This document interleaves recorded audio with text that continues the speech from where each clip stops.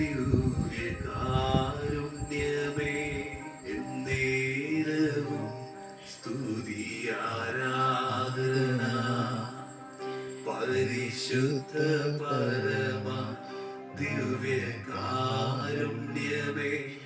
എന്നേരവും സ്തുതി ആരാധന പരിശുദ്ധ പരമ ദിവ്യകാരുണ്യമേ എന്നേരവും സ്തുതി ആരാധന. രണ്ട് കരങ്ങൾ സ്വർഗത്തിലേക്ക് ഉയർത്തുന്ന സ്തുതിച്ചൊന്ന് പ്രാർത്ഥിക്കട്ടെ. ദൈവമേ, ആരാധന കർത്താവേ, സ്തുതി കർത്താവേ, മഹത്വം കർത്താവേ. ഓ ദൈവമേ, ഞങ്ങൾ അങ്ങേ സ്തുതിച്ച് പ്രാർത്ഥിക്കുന്നു, ആരാധിക്കുന്ന ദൈവമേ. സ്തോത്രം പാടി സ്തുതിക്കുന്ന കർത്താവേ, ഞങ്ങളുടെ കുടുംബത്തിൽ പ്രവർത്തിക്കുന്നവനെ, വ്യക്തി ജീവിതത്തിൽ അഭിഷേകം ചെയ്യുന്നവനെ അങ്ങേ വിളിച്ച് പ്രാർത്ഥിക്കുന്നു. ഹല്ലേലൂയ, ഹല്ലേലൂയ, യേശുവേ, ആരാധന, ആരാധന, ആരാധന, ആരാധന. Praise the Lord, praise the Lord, hallelujah, hallelujah. പ്രിയപ്പെട്ട ദൈവജനമേ, വിശുദ്ധ പൗലോസ്ലീഹ നമ്മുടെ കുടുംബങ്ങളിൽ സ്വീകരിക്കേണ്ട ചില നിലപാടുകൾ നമ്മളെ പഠിപ്പിക്കുകയായിരുന്നു. മാതാപിതാക്കന്മാരെ മക്കളിൽ കോപം ഉളവാക്കരുതെന്ന് പഠിപ്പിക്കുമ്പോൾ മറ്റുള്ളവരിൽ മുറിവുകൾ ഏൽപ്പിക്കരുത് എന്നാണ് അർത്ഥം. മുറിവുകളേറ്റ യേശു ഇതായി ശുശ്രൂഷ സമയത്ത് ക്ഷണിക്കുന്നത് എന്നെയും നിന്നെയുമാണ്. യേശു നമ്മളെ ക്ഷണിക്കുന്നത് നമ്മുടെ ഉള്ളിലുള്ള എല്ലാ മുറിവുകളും സുഖപ്പെടാനാണ്. ഈ പരിശുദ്ധ അത്താനിലേക്ക് നമ്മുടെ കുടുംബത്തെ സമർപ്പിക്കാം. കണ്ണുകളടച്ച് കരങ്ങൾ കൂപ്പിയൊന്ന് പ്രാർത്ഥിച്ച്, നമ്മുടെ കുടുംബത്തിൽ ആരെങ്കിലും മുറിവുകൾ ഏറ്റവരുണ്ടോ? മക്കൾ മാത്രമല്ല, കുടുംബ ബന്ധങ്ങളിൽ ആരെങ്കിലും ഒക്കെ വിഷമിച്ച് കഴിയുന്നുണ്ടോ? നമ്മൾ പറഞ്ഞ വാക്കുകളിൽ ഏതെങ്കിലും വ്യക്തികൾ ഭാരപ്പെട്ട് കഴിയുന്നുണ്ടോ? ഒരുപക്ഷെ ദേഷ്യം വന്നപ്പോൾ തമാശയ്ക്കും കളിയാക്കിയും ഒക്കെ പറഞ്ഞ ചില വാക്കുകൾ എത്രയോ വലിയ ഭാരമാണ് മറ്റുള്ളവരിൽ ഉണ്ടാക്കിയിട്ടുള്ളത്. ഈ അത്താഴയ്ക്ക് മുമ്പിൽ നമുക്ക് സമർപ്പിക്കാം. ദൈവമേ, എന്റെ പ്രവൃത്തി, എന്റെ സംസാരം വഴി മറ്റുള്ളവർക്കുണ്ടായ എല്ലാ അപമാനങ്ങളും, എല്ലാ മുറിവുകളും ഈ അത്താഴയിൽ സമർപ്പിച്ച് പ്രാർത്ഥിക്കുന്നു. കർത്താവേ, മറ്റുള്ളവരെ മനസ്സിലാക്കാതെ സംസാരിച്ച ഓരോ നിലപാടുകളും കർത്താവെ തെറ്റുപറ്റിപ്പോയി, ഞങ്ങളോട് പൊറുക്കണമേ.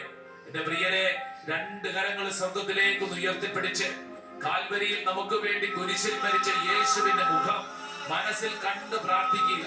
ഇതാ കുരിശിൽ കിടക്കുന്നവൻ നിന്നെ സൗഖ്യപ്പെടുത്താൻ കടന്നു വരുന്നവനാണ്. അവൻ മുറിവേറ്റവനാണ്. അവന്റെ മുറിവിനാൽ നമ്മൾ സൗഖ്യമുള്ളവരാക്കപ്പെട്ടിരിക്കുന്നു. കരങ്ങൾ ഉയർത്തിപ്പിടിച്ച്, യേശുവേ, യേശുവേ, എന്റെ വ്യക്തിപരമായ ജീവിതത്തിലെ സകല മുറിവുകളും, എന്റെ കുടുംബത്തിലെ മുറിവുകളും ഈ അത്താഴയിൽ സമർപ്പിക്കുന്നു. കർത്താവേ, കർത്താവേ, എന്നെ സൗഖ്യപ്പെടുത്തണമേ. എല്ലാവരും സ്തുതിച്ചൊന്ന് പ്രാർത്ഥിക്കട്ടെ. നാവ് തുറന്ന് പ്രാർത്ഥിക്കട്ടെ, ഹൃദയം തുറന്ന് പ്രാർത്ഥിക്കട്ടെ. ദൈവമേ, മുറിവുകളേറ്റുരൻ ദൈവമേ, യേശുവേ, മുറിവുകളാൽ സൗഖ്യമേകൂ. ഓരോ വ്യക്തിയും ആഗ്രഹിക്കണം, യേശു മുറിവേറ്റവനാണ്, അവന്റെ മുറിവിനാൽ നമ്മൾ സൗഖ്യമുള്ളവരാക്കപ്പെട്ടിരിക്കുന്നു. വചനം വിശ്വസിച്ചേറ്റെടുക്കട്ടെ. മുറിവുകളേറ്റുരൻ ദൈവമേ, ദൈവമേ, മുറിവുകളാൽ സൗഖ്യമേകൂ. ആഗ്രഹിച്ച് പ്രാർത്ഥിക്കുക. മുറിവുകളേറ്റുരൻ ദൈവമേ, ദൈവമേ, മുറിവുകളാൽ സൗഖ്യമേകൂ. സാധിക്കുമെങ്കിൽ രണ്ട് കരങ്ങളും കുരിശാകൃതിയിൽ ഒന്ന് വിരിച്ചു പിടിച്ച്, നമ്മുടെ കുടുംബത്തിന് വേദനിച്ച് ഒറ്റപ്പെട്ട് ആരെങ്കിലും കഴിയുന്നുണ്ടെങ്കിൽ അവരിപ്പോൾ ഈ കുർബാനയുടെ ആരാധനയുടെ സമയം അത്ഭുതകരമായ ഒരു ദൈവീക ഇടപെടൽ, ദൈവിക സൗഖ്യം ആ വ്യക്തി സ്വീകരിക്കട്ടെ. ആഗ്രഹിക്കണം.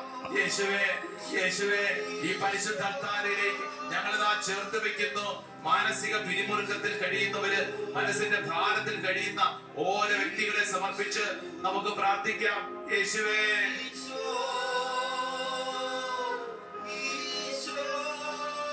യേശുവേ,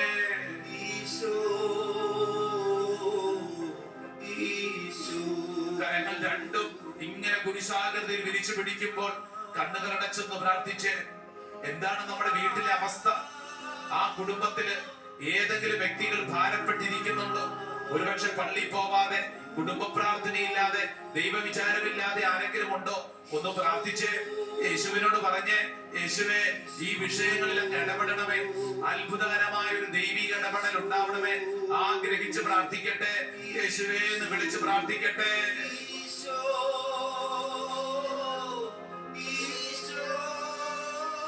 യേശുവേ,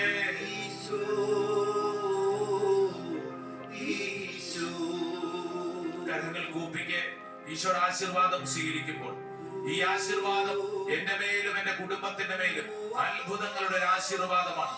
വിശ്വസിക്കുക, ഏറ്റെടുക്കുക.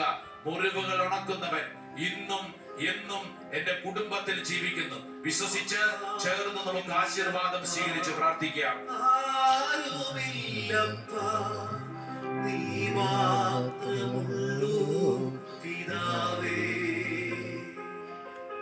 ആരുമില്ലപ്പ, ആരുമില്ലപ്പ, നീ മാത്രമുള്ളൂ പിതാവേ,